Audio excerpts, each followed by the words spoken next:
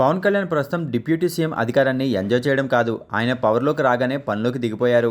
అసెంబ్లీలో ప్రమాణ స్వీకారం చేశారు. శాసనసభ సమావేశాలకు హాజరయ్యారు. అసెంబ్లీలో పవన్ కళ్యాణ్ సరదాగా స్పీకర్ అయ్యన్న పాత్రుడి గురించి చేసిన కమెంట్స్, జగన్ పైన వైసీపీ పైన చేసిన కమెంట్స్ నవ్వులు పూయించాయి. ఆయన అసెంబ్లీలో అడుగుపెట్టే క్షణాన్ని అభిమానులు తెగ ఎంజాయ్ చేశారు.